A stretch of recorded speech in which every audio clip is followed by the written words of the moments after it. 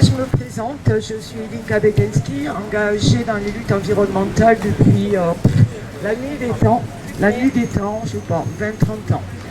Et je suis tombée en passion des zones humides.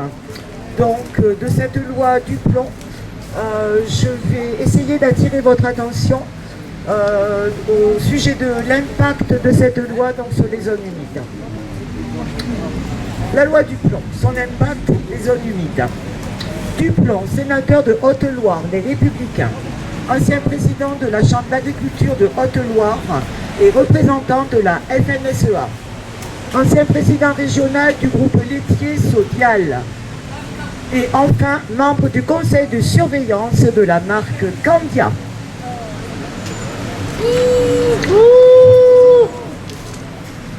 Cette proposition de loi ne lève pas des contraintes pour les agriculteurs.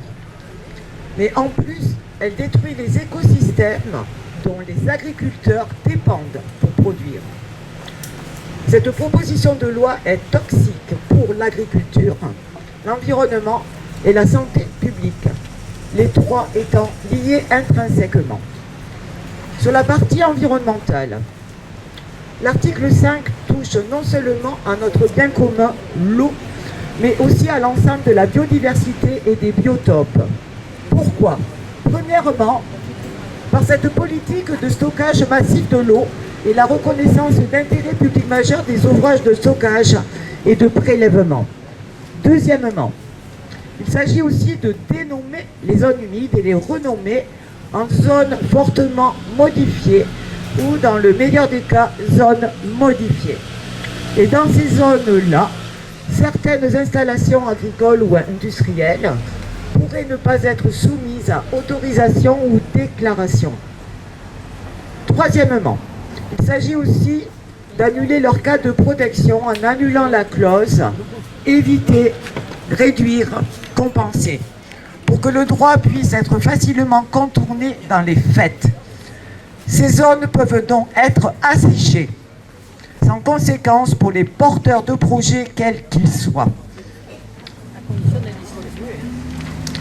Le constat de l'état des lieux des zones humides est effarant. 50% de disparition au niveau planétaire au siècle dernier. Idem pour la France, tout ça au siècle dernier. Mais les destructions s'amplifient. 70% des zones humides ont disparu en 30 ans, de 1960 à 1990. Selon les dernières études scientifiques, nous avons perdu 30% supplémentaires en 15 ans. 30%, de 30% qui nous reste, je vous laisse calculer le peu qui nous reste de zones humides. Mais le pire dans ce constat effarant, il faut rajouter que seulement 6% des habitats humides naturels d'intérêt communautaire sont dans un état de conservation favorable. 41% des sites emblématiques des milieux humides sont fortement dégradés. Les zones humides disparaissent 3 fois plus vite que les forêts. C'est catastrophique, pourquoi? Abordons le rôle des zones humides. Ce sont des zones de rétention des eaux. Ce sont des terres recouvertes d'eau peu profonde ou bien aussi imprégnées de façon permanente ou temporaire. Deuxièmement, ce sont des zones d'épuration de l'eau. Troisièmement, ce sont des zones d'atténuation des crues. Et enfin, ce sont des zones de soutien d'étiage. L'étiage, c'est le moment où les cours d'eau, les rivières sont au plus bas de leur niveau. À l'opposé des inondations, nous avons l'étiage. Nous avons compris que le but de cette proposition de loi est en résumé d'annuler la loi sur l'eau, d'annuler la loi climat et résilience pour permettre au monde agricole et au monde industriel de préempter tous les biotopes, tous les sites protégés, toutes les zones humides en parfaite impunité. Aujourd'hui, je vais prendre un exemple, un seul exemple de grand projet inutile imposé, inutile, ruineux, écocidaire. Le projet de construction qui nous impacte tous ici en Gironde et partout ailleurs, le projet de construction d'une nouvelle ligne de LGV liée également au projet des aménagements ferroviaires du Sud Bordeaux, y compris dans le Nord Toulouse, mais bon, alors ça sera un autre dossier une autre fois. Quelques chiffres. juste sur les aménagements ferroviaires sud-Bordeaux.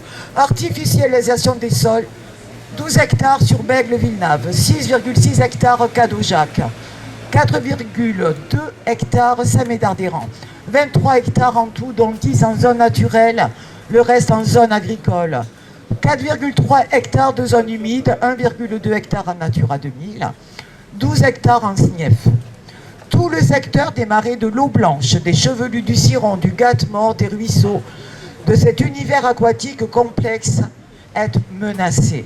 Il faut savoir aussi, et c'est très important, que l'eau captée dans la vallée du Ciron, la merveilleuse zone humide sur 3 départements, eh bien cette eau, elle alimente Bordeaux. À cela, pour en finir brièvement, il faut rajouter la deuxième étape des travaux, la construction de la nouvelle ligne Toulouse-Bordeaux, Bordeaux-Dax. Et il faut considérer l'emprise au sol de ce chantier pharaonique. À cela, il faut rajouter l'emprise au sol des zones de compensation, les fameuses compensations pour les destructions des zones humides, des zones SNIEF, etc. 20 km de large le long des tracés. Mais quid des espèces protégées, faune et flore, protégées en voie d'extinction? Donc, nous devons comprendre la priorité absolue de fédérer nos luttes, parce que ce sont une même lutte pour tenter de sauver le vivant. La biodiversité, 6e extinction de masse. Les océans, 7e continent de plastique. Les zones humides disparues à 80%. Tous les 5-6 ans, c'est l'équivalent d'un département français qui est bétonné.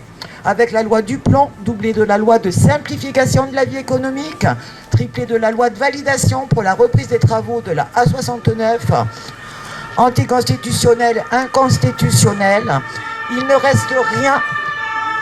reste rien de la loi climat et résilience, il ne reste rien de la loi sur l'eau, il ne reste rien des protections juridiques des zones humides, ni des conventions Natura 2000, ni des décrets environnementaux, ni du droit environnemental.